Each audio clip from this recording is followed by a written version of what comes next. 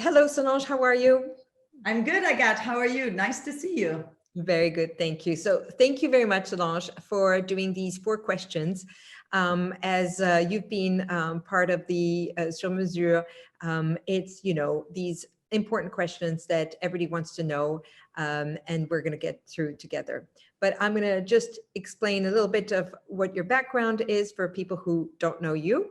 So Solange is a multilingual retail and consumer goods executive with over 20 years of experience leading multi-million-dollar organization. Solange is in Canada, but she's worked for French and American companies. She's been the CEO of Repeto North America. She has been also the CEO of L'Occitane in Canada. And she's currently a guest lecturer at the Ted Rogers School of Management at the Ryerson University. So Solange, are you ready for these 4 questions? I am ready. Let's go. So I wanted to ask you, why do people call you? Well, I would say most people call me when they would like to structure or to expand their companies. They call me either at early stage. I've been involved with a number of startups, or actually when the company is looking to pivot, sometimes when they're facing a dead end or a challenge. They want me to come with a vision and to also be able to execute on that vision, on that vision. And you've done so in the field of beauty. Yeah. And I've done pharmaceuticals, beauty, and fashion, actually. And mostly, so the beginning of my career was mostly in wholesale, in the pharmaceutical field. And then I pivoted to retail when I took over L'Occitane. And since 2000, I've been mostly in retail, even though some of my clients could be in other service-oriented industries, but with industries which have links to the way we work in retail. Yeah, which is crucial because I think retail is one of the most important part of a consumer experience. So I wanted to ask you, why do people keep you? Well, I think actually the 2 main reasons they keep me is my ability to inspire teams, leaders, stakeholders, customers, and also for my reputation. I think I am known to be able to deliver on my promise. And as an entrepreneur, my reputation is really who I am. True. And I can attest, I mean, since, we can share, you have been one of the co-leaders of the Retail Arts and Culture team. I've seen that very much in you. And you always had, I found it very interesting because you always had a nice word, but a word of encouragement where it was a mix of, empathy and, enthusiasm, which really was really interesting combination to get there. I wanted to ask you, what is your why? My why is actually, I truly love being able to see people succeed. It's very rewarding to see success take place, whether it's my own success or the success of my teams or the success of my clients. So, that is really why I do it. So I know you've been an athlete all your life. Is it because of that mindset that you had very early on and very young of getting result oriented and very with very clear objectives? Well, I do think actually being an athlete pushes you to go above and beyond all the time. Like you're going into a competition and you're going to try your best. You want to win. The fact is my motto my whole life has been winning. Winners find ways, losers make excuses. So I tend to have a winner's mentality. I'll always want to find a way to achieve something, to fix a problem, to help someone succeed when they're struggling. So yes, it could be that being an athlete gives you this strong mentality to always go beyond and try to reach excellence. It's interesting you say that because I'm a big believer in athletes. I think that they have been coached since a very young age, and they are very self-driven. So they have that inner drive that sometimes, is when difficult situations arise, that's when, most people tend to get a bit lost. But athletes are very, very, thrive into challenging situations. So I wouldn't be surprised. And it's true that I said, when you were mentioning the leading, I think that you champion people, that there's something about you that you really believe in your team.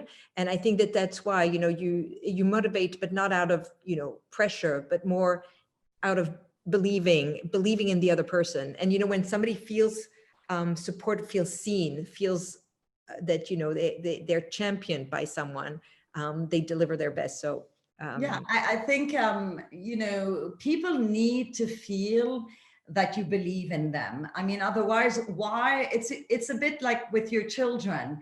If you don't believe and encourage them and motivate them and empower them that they can reach the next level, they're just going to say, why bother? And I think, teams are the same. They'll often, I remember some of my teams would tell me, Solange, I'm just the salesperson. And I was like, you will never say this in my company. You are one of the most important persons in this company. You are an amazing salesperson. You're generating revenue. You're keeping our stores open.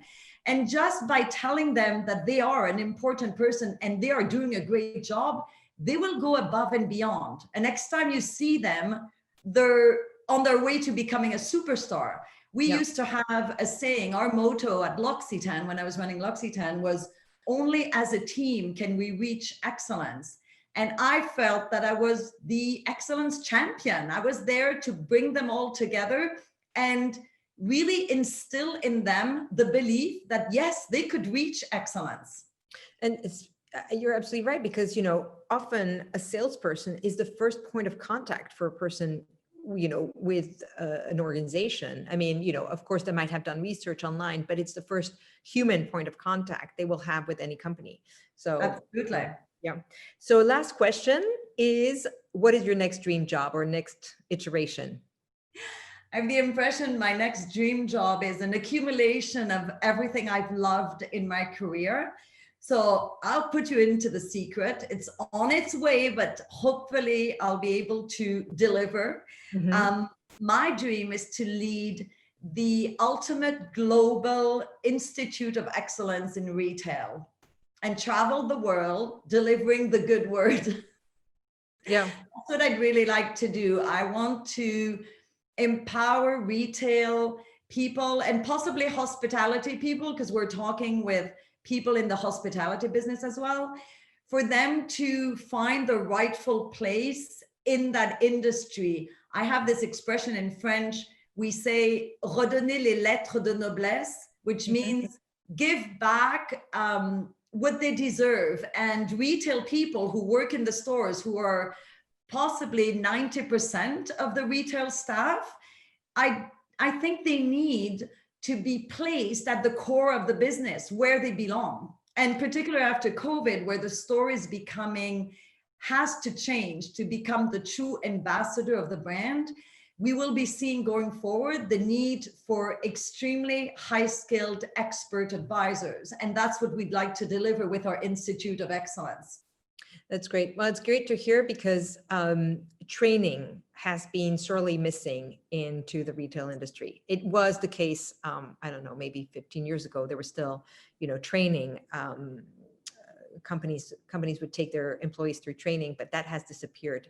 And I think that there's much to do there. So I look forward, and that would be in Canada or a global. Are you going to launch it in Canada? So we're working, so for the moment, I'm working in partnership with the professor with whom I'm teaching at Ryerson University, but I'm also in talks with another university here. We'd like to have a university partnership, because I think it's really important for retail staff to be recognized like other people who come out of university with business degrees. So that's really important. We're starting it here in Toronto because we do think, and I know you have the same feeling in New York, but we do think we're the center of the world here in Toronto. No, not New York. Yes, we So are. I said, we don't need to think.